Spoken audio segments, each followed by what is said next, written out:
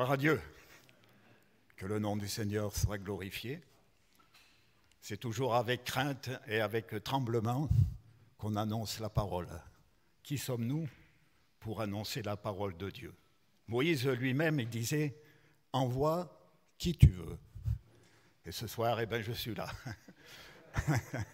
Je suis là pour vous apporter le message que le Seigneur a mis sur mon cœur. Le thème de ce soir, le message donc, c'est « Lui ressembler ». Lui ressembler. Et tout d'abord, nous allons faire une lecture dans la parole de Dieu, dans l'évangile de Matthieu au chapitre 19 et au verset 13, et nous lirons jusqu'au verset 15.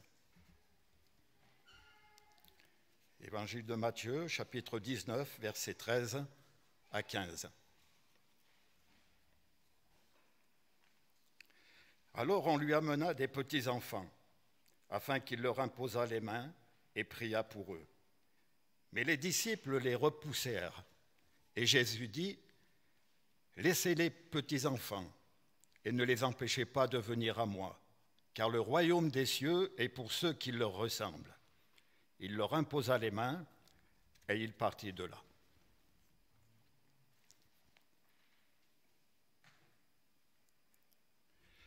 Ce soir, nous nous arrêterons particulièrement sur le verset 14, où Jésus dit « Laissez les petits enfants et ne les empêchez pas de venir à moi, car le royaume des cieux est pour ceux qui leur ressemblent. » Les disciples pensaient que Jésus ne s'intéresserait pas aux petits enfants et que sa parole n'était pas pour eux. Bien au contraire, la parole du Seigneur est pour les grands, mais aussi pour les petits. C'est pourquoi il est très important que les enfants assistent aux réunions. Une parole de Dieu peut venir toucher leur cœur. J'ai entendu des témoignages de chrétiens qui disaient qu'ils avaient donné leur cœur au Seigneur Jésus quand ils étaient tout petits. C'est pourquoi Jésus dira « Laissez venir à moi les petits enfants et ne les empêchez pas, car le royaume des cieux est pour ceux qui leur ressemblent. » Ressembler aux petits-enfants. Le Seigneur invite ses disciples et nous-mêmes à ressembler aux petits-enfants. Pourquoi? Un petit enfant est simple. Et le Seigneur Jésus dira, soyez doux, soyez prudents, prudents comme les serpents, mais simples comme les colombes. Un enfant est pur. Et nous qui sommes ses enfants, nous devons rechercher tout ce qui est pur aux yeux de Dieu. Et l'apôtre Paul dira à Timothée, cette parole s'adresse aussi aux jeunes parmi nous, que personne ne méprise ta jeunesse, mais sois un modèle pour les fidèles, en parole, en conduite, en amour, en foi, en pureté. C'est pourquoi il est dit aussi, recherchez la paix avec tous et la sanctification sans laquelle personne ne verra le Seigneur. Un enfant est plein d'amour. L'amour d'un enfant est plus pur qu'il soit. L'amour est pur. Et cette compréhension lucide de l'autre, un enfant, c'est le sourire du cœur, un miroir de bonheur pour ses parents. On dit qu'avoir les yeux de l'amour, c'est avoir le regard innocent d'un enfant. Et le royaume des cieux est pour ceux qui leur ressemblent. Dans 1 Corinthiens, il est parlé de la charité. La charité est patiente, elle est pleine de bonté. La charité n'est point envieuse. La charité ne se vante point. Elle ne s'enfle pas d'orgueil. Elle ne fait rien de malhonnête. Elle ne cherche point son intérêt. Elle ne s'irrite point. Elle ne soupçonne point le mal. Elle ne se réjouit point de l'injustice, mais elle se réjouit de la vérité. Elle excuse tout. Elle croit tout. Elle espère tout, elle supporte tout. Et la charité ou l'amour ne périt jamais. Un petit enfant ne cherche pas à comprendre. Il fait confiance. Il croit que ce que son père lui a dit. Il ne mettra pas en doute les paroles de son père ou de sa mère. Si on lui a promis quelque chose, il attend en croyant qu'il recevra la chose qu'on lui a promise. Pour nous, enfants de Dieu, le Seigneur ne nous a-t-il pas dit de mettre notre confiance en lui. David dira dans un des psaumes, « Recommande ton sort à l'Éternel, mets en lui ta confiance et il agira. » Parfois, nous chantons ce chant qui dit « J'ai confiance en mon Seigneur le long du chemin. » Est-ce que nous réalisons toujours ce que nous chantons? Et si nous lui avons demandé quelque chose, croyons par la foi que nous l'avons reçu et nous le verrons s'accomplir. Le prophète Habacuc dira « Si elle tarde, attends-la, car elle s'accomplira certainement. » Un adulte est beaucoup plus compliqué qu'un enfant. Il réfléchit, il se pose des questions, il met en doute les choses de Dieu, il cherche à comprendre avant de s'engager avec Dieu. C'est pourquoi le Seigneur nous demande d'être simples comme des enfants. Qu'est-ce que ressembler? Il y a des ressemblances volontaires. Dans le monde, nous pouvons voir combien de personnes cherchent à ressembler à une idole, à un chanteur, à un acteur. Il ou elle se coiffera ou s'habillera comme son idole.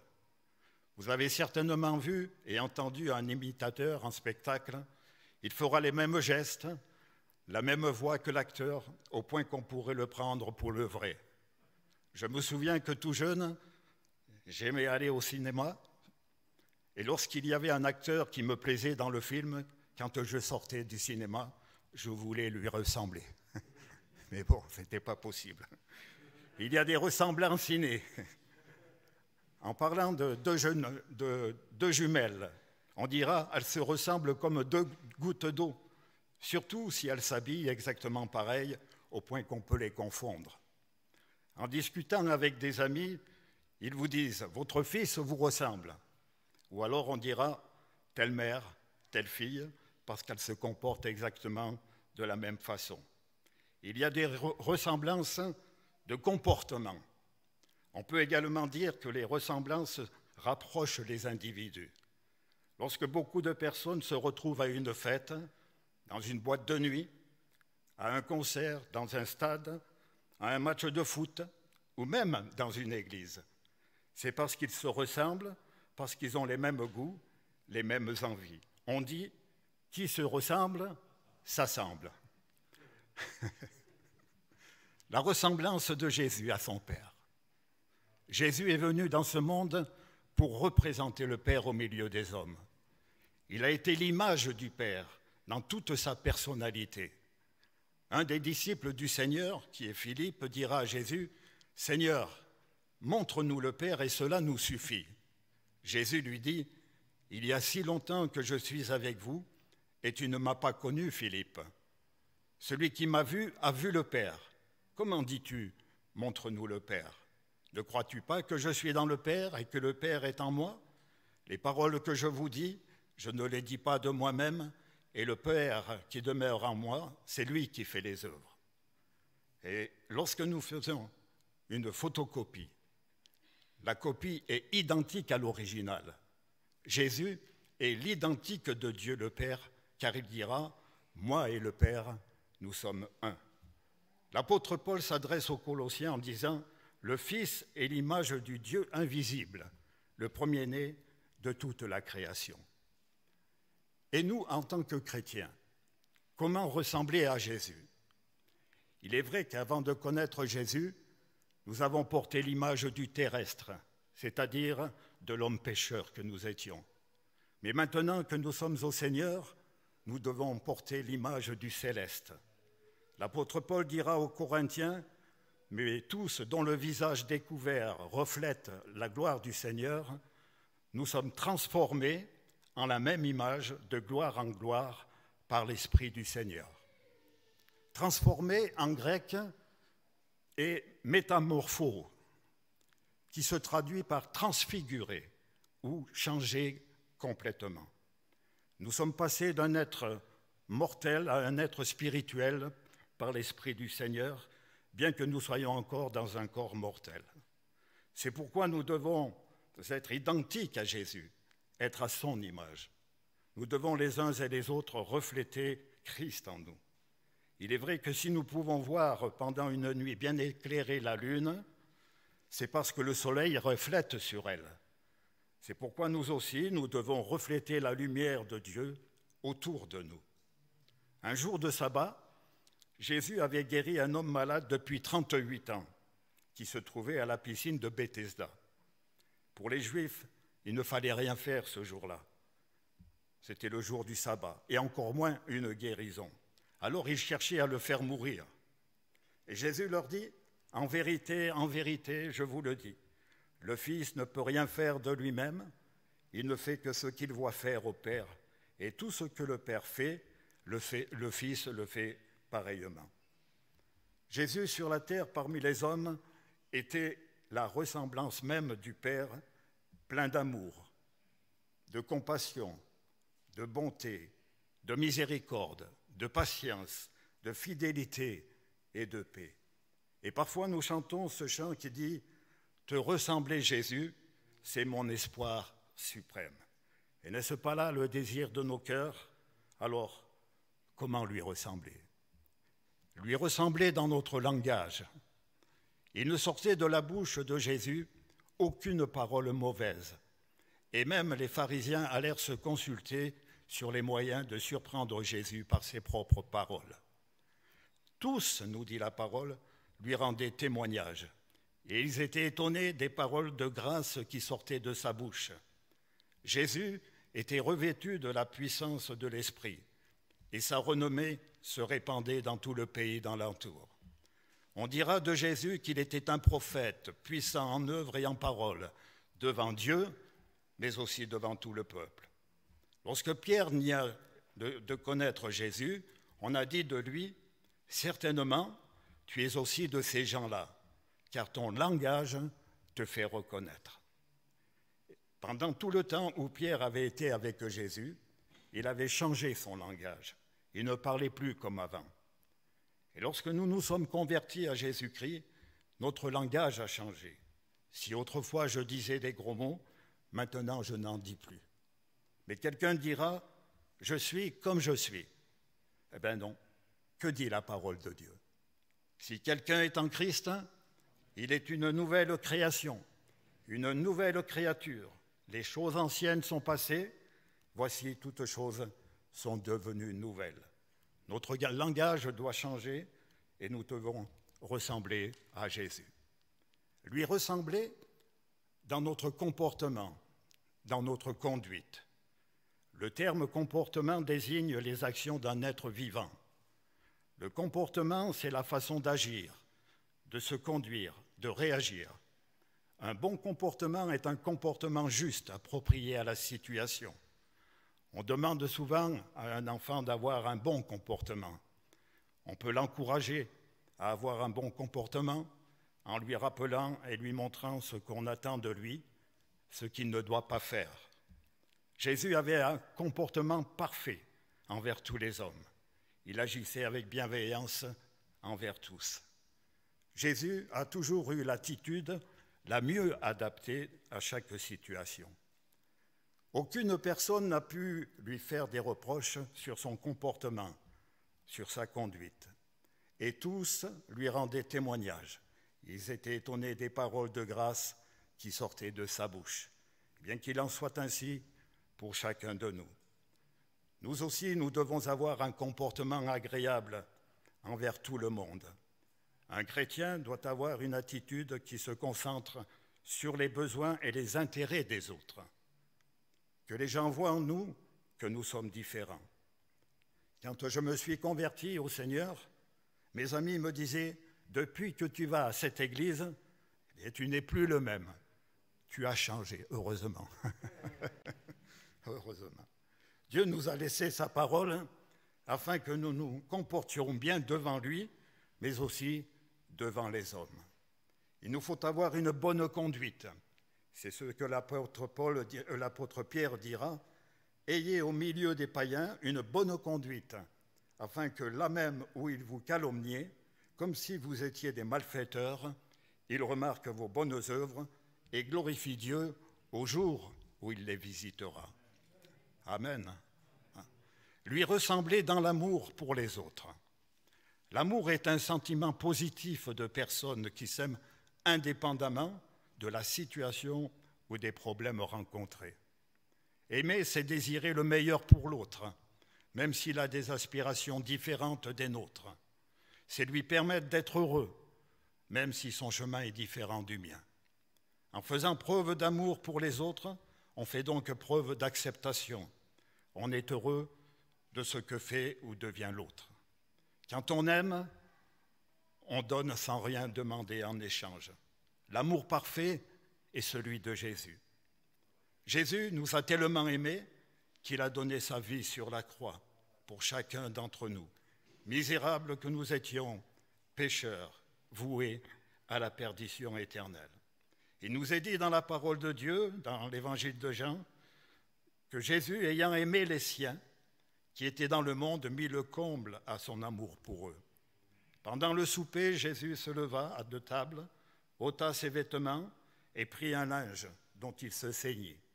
Ensuite, il versa de l'eau dans un bassin et il se mit à laver les pieds des disciples et à les essuyer avec un linge dont il était saint. Cela ne veut pas dire qu'il faut que l'on se lave les pieds les uns les autres, parce qu'on aurait peut-être des surprises. Non, ce n'est pas cela. Jésus nous montre par là, lui le Maître, lui le Fils de Dieu, qui s'est rendu serviteur en lavant les pieds des disciples. Il nous a laissé cet exemple pour nous dire que nous devons nous aimer les uns les autres de la même façon, en étant prêts à être serviteurs les uns des autres. Celui qui s'abaisse sera élevé, et celui qui sera abaissé, eh bien, sera abaissé. Celui qui s'abaisse sera élevé, et celui qui s'élève sera abaissé. Il peut nous arriver aussi de soupçonner le mal là où il n'est pas. Eh bien, que le Seigneur nous aide à être pleins d'amour les uns envers les autres. Jésus dira, « C'est ici mon commandement. Aimez-vous les uns les autres comme je vous ai aimés. Il n'y a pas de plus grand amour que de donner sa vie pour ses amis. Vous êtes mes amis si vous faites ce que je vous commande. » Lui ressembler dans la compassion pour les âmes. La compassion est un sentiment de pitié éprouvé devant les maux d'autrui et qui pousse à les partager. La compassion vient du latin compassio, qui signifie souffrir avec. La compassion est l'émotion que nous pouvons ressentir devant la misère des autres. Elle implique un sentiment de bienveillance avec la volonté d'aider la personne qui souffre. Jésus était rempli de compassion pour les âmes. Il nous est dit dans la parole de Dieu, voyant la foule, il fut ému de compassion pour elle, parce qu'elle était languissante et abattue, comme des brebis qui n'ont pas de berger. Il y a aussi ces deux aveugles qui crient à Jésus en disant « Aie pitié de nous, Seigneur, fils de David. » Jésus les appela et dit « Que voulez-vous que je vous fasse ? Seigneur, que nos yeux s'ouvrent. » Ému de compassion, Jésus toucha leurs yeux et aussitôt ils recouvrèrent la vue et le suivirent. Ayons nous aussi les sentiments qui étaient en Jésus-Christ, être émus de compassion pour les âmes qui se perdent, mais aussi pour nos frères et sœurs qui souffrent dans leur corps et dans leur vie. Lui ressembler dans la bonté.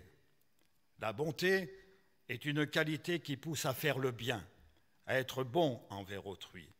C'est faire preuve de bienveillance active envers autrui, une activité efficace et qui permet de rendre les autres heureux. Quelqu'un de bon a un caractère sensible aux maux d'autrui. Il est désireux de procurer aux autres du bien-être ou d'éviter tout ce qui peut les faire souffrir. Jérémie, dans son livre des Lamentations, reconnaît que les bontés de l'Éternel ne sont pas épuisées et ses compassions ne sont pas à leur terme. Elles se renouvellent chaque matin. Alors il dira « Oh, que ta fidélité est grande !»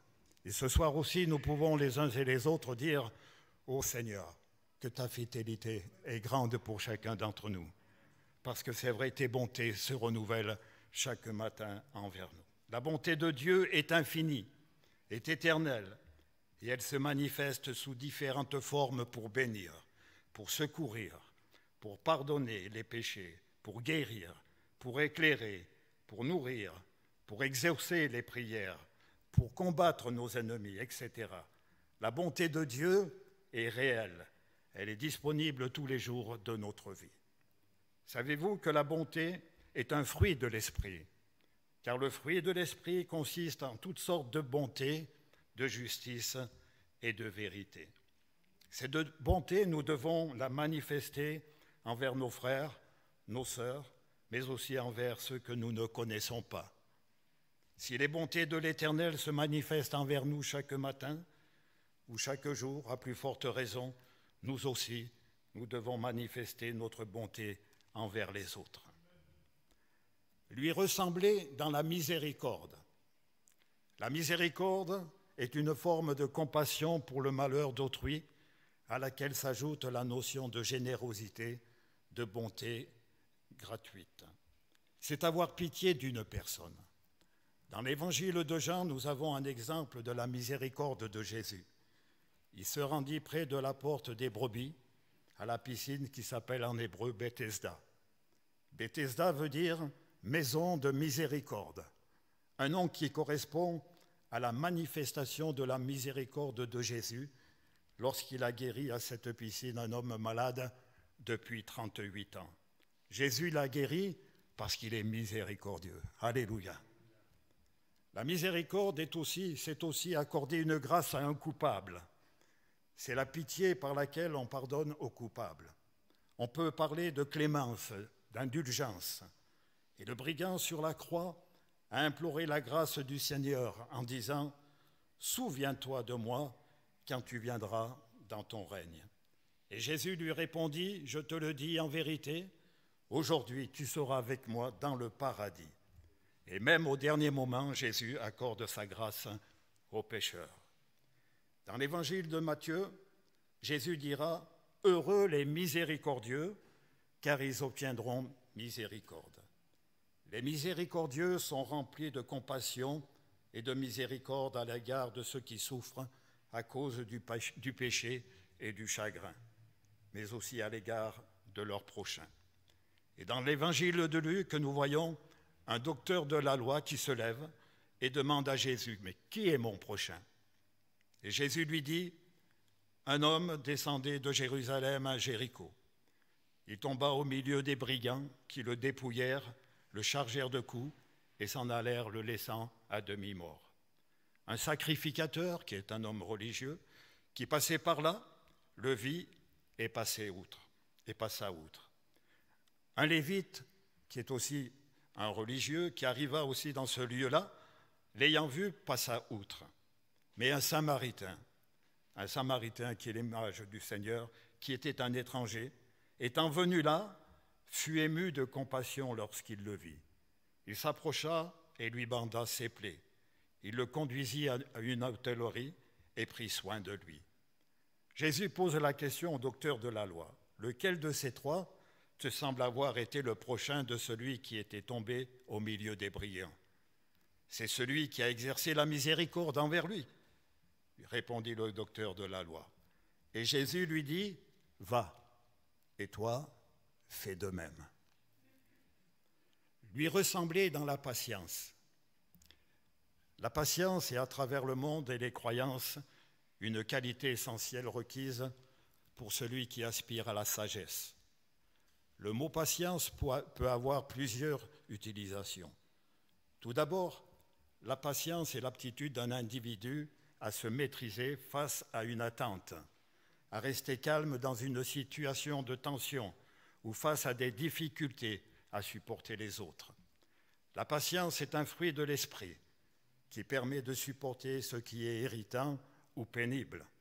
C'est par exemple faire preuve de patience envers les enfants, et les parents en savent quelque chose. C'est être patient dans le travail, sur la route, lorsqu'on se trouve dans des bouchons. Et dans 1 Thessaloniciens, il nous est dit ceci, « Nous vous en prions aussi, frères, avertissez ceux qui vivent dans le désordre, consolez ceux qui sont abattus, supportez les faibles, usez de patience envers tous. » Et nous devons faire preuve de patience envers les frères et les sœurs en Christ. Nous devons être patients envers une personne qui vient au Seigneur Jésus, parce que nous voudrions qu'elle connaisse tout et tout de suite. Nous n'avons pas tout connu, tout de suite. Et encore, nous avons besoin de connaître beaucoup de choses. La patience, c'est aussi l'aptitude à persévérer dans une activité, dans un travail de longue haleine et dans une attente et sans se décourager. Dans la Bible, nous sommes encouragés à la patience, à la persévérance. Soyons, l'apôtre Jacques dira dans son épître, « Soyez donc patients, frères, jusqu'à l'avènement du Seigneur. Voici, le laboureur attend le précieux fruit de la terre, prenant patience à son égard, jusqu'à ce qu'il ait reçu les pluies de l'arrière-saison. Vous aussi, soyez patients, affermissez vos cœurs, car l'avènement du Seigneur est proche. » Nous donc aussi, puisque nous sommes environnés d'une si grande nuée de témoins, rejetons tout fardeau et le péché qui nous enveloppe si facilement et courons avec persévérance dans la carrière qui nous est ouverte. Car vous avez besoin de persévérance, nous dit dans l'Épître aux Hébreux, afin qu'après avoir accompli la volonté de Dieu, vous obteniez ce qui vous est promis. Être patient signifie également faire preuve de résignation, d'avoir le courage pour supporter. Nous avons aussi là un exemple dans la parole de Dieu, c'est Moïse. Moïse qui était un homme fort patient, plus qu'aucun homme sur la face de la terre. Il a supporté avec patience le peuple d'Israël pendant sa marche dans le désert vers la terre promise. Et il n'avait pas que 10 personnes avec lui, il avait des milliers de personnes. Et pendant 40 ans à tourner dans le désert, il pouvait être patient. Le Seigneur nous demande d'être patients dans les épreuves, en attendant la délivrance. Dans l'Épître aux Romains, il est dit « Réjouissez-vous en espérance, soyez patients dans l'affliction, persévérez dans la prière. » Lorsque le Seigneur Jésus était avec ses disciples, il a été patient avec eux jusqu'à donner sa vie sur la croix du Calvaire. Et aujourd'hui encore, le Seigneur manifeste sa patience envers chacun d'entre nous. Manifestons, nous aussi, de la patience en tout pour lui ressembler. Lui ressembler dans la paix. La paix est un concept qui désigne un état de calme ou de tranquillité, ainsi que l'absence de perturbations, de troubles, de guerre et de conflits. La paix implique l'écoute, la compréhension, le dialogue, ainsi que la capacité à vivre sereinement avec l'autre. C'est vivre en paix avec son prochain. Nous remarquons dans le monde que les hommes ont du mal à vivre en paix. Il y a toujours des conflits, des guerres. Certains cherchent la paix, la tranquillité, le calme. Les uns iront chercher la tranquillité à la montagne. Les autres iront au bord d'une rivière pour rechercher le calme. C'est bien, mais la véritable paix, c'est Jésus qui la donne. Il est le prince de la paix. Lui seul peut donner la paix dans un cœur. Nous chantons parfois ce chant qui dit « Oh, la paix que Jésus donne, je ne la connaissais pas, tout sur mon chemin rayonne, qui conduit mes pas. » Jésus dira « Je vous laisse la paix, je vous donne ma paix, je ne vous donne pas comme le monde. » La paix de Dieu est une protection accordée aux chrétiens. Paul, dans son épître aux Philippiens, dira « Ne vous inquiétez de rien, mais en toute chose faites connaître vos besoins à Dieu par des prières et des supplications avec des actions de grâce. Et la paix de Dieu qui surpasse toute intelligence gardera vos cœurs et vos pensées en Jésus-Christ. » Parfois, il peut arriver que nous passions par des épreuves, que nous ayons des problèmes, des difficultés. Nous pouvons même être dans une tempête au point que l'on se demande si on s'en sortira. Et les disciples de Jésus, alors qu'ils étaient en mer dans une barque, ont connu une grosse tempête. Il nous est dit, il s'éleva un grand tourbillon et les flots se jetaient dans la barque, au point qu'elle se remplissait déjà. Jésus dormait à la poupe, donc à l'arrière de la barque, sur un coussin. Ils le réveillèrent et lui dirent, « Maître, ne t'inquiètes-tu pas de ce que nous périssons ?» S'étant réveillé, il menaça le vent et dit à la mer, « Silence, tais-toi !» Et le vent cessa et il y eut un grand calme. Puis il leur dit, « Pourquoi avez-vous si peur? Comment n'avez-vous point de foi ?»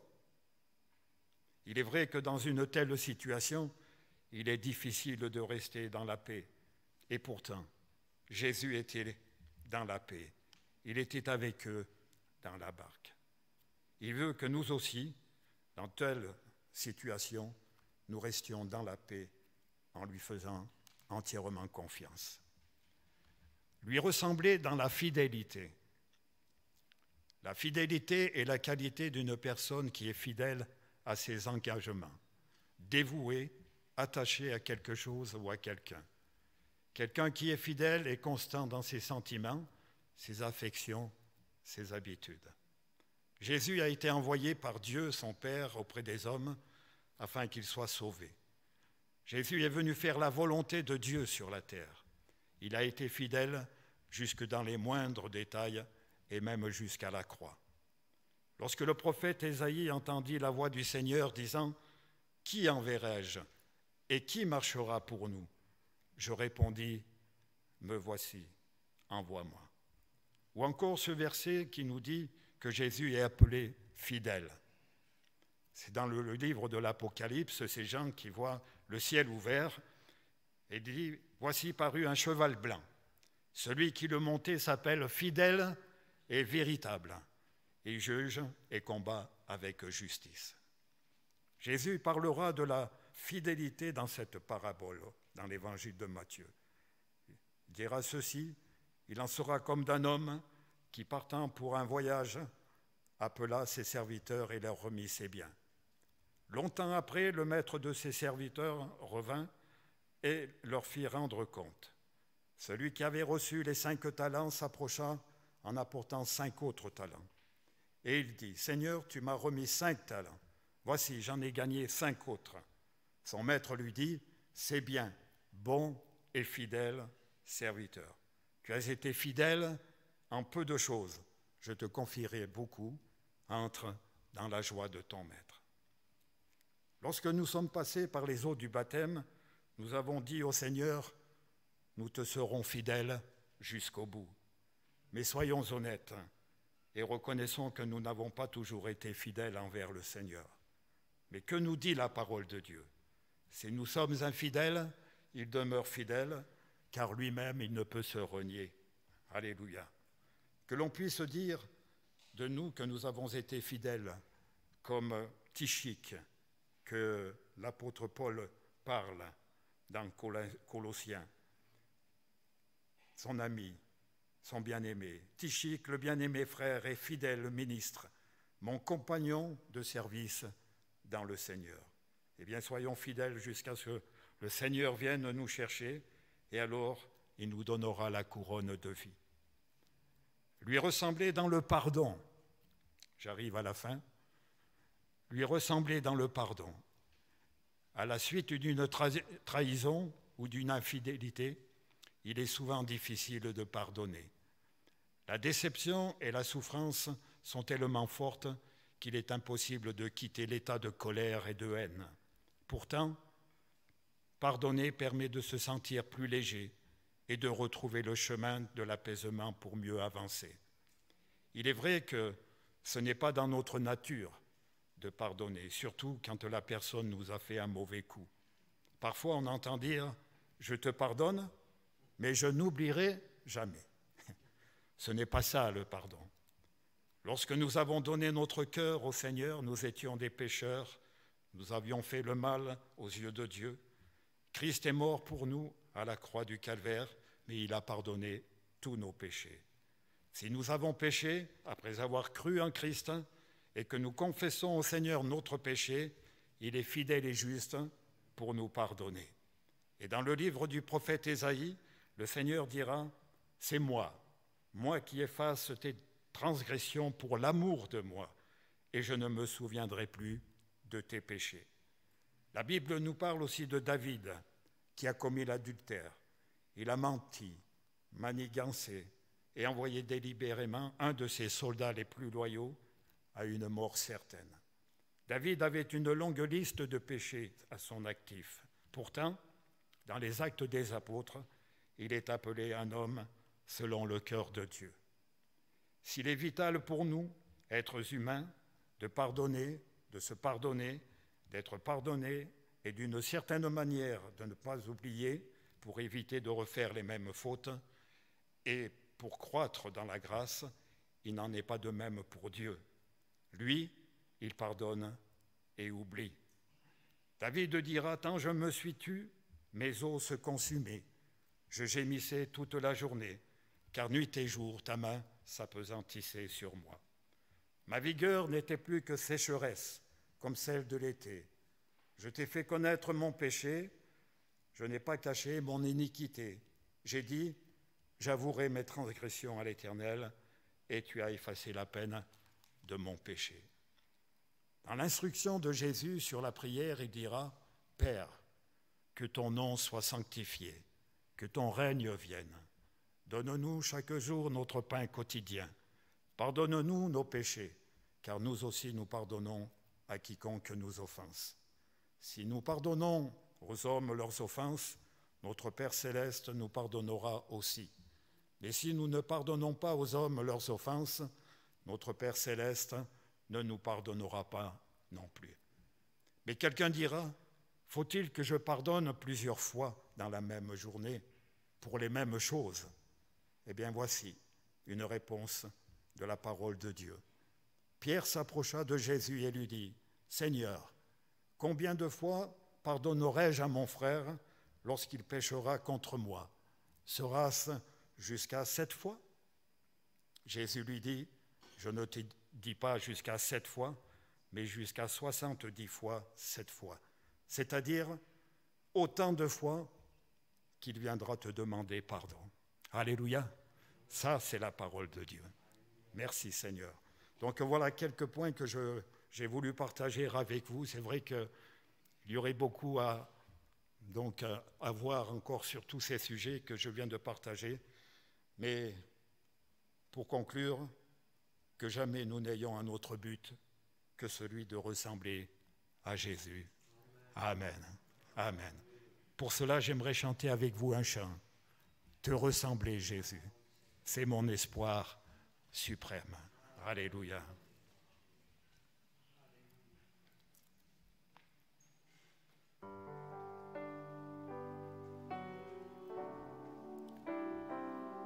Pourrions peut-être nous lever à notre place et chanter ce chant. Te ressembler, Jésus.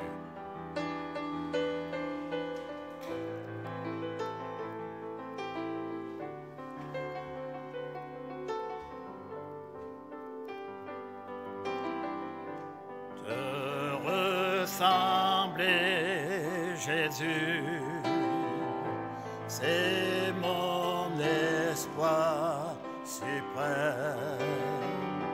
Penser à Jérémie, toujours plus comme toi. Te ressembler, Jésus, c'est mon espoir suprême. Par ton esprit en moi, semblable à toi, te ressembler, Jésus, c'est mon espoir suprême. Penser à Jérémie, toujours plus comme toi, te ressembler, Jésus, c'est mon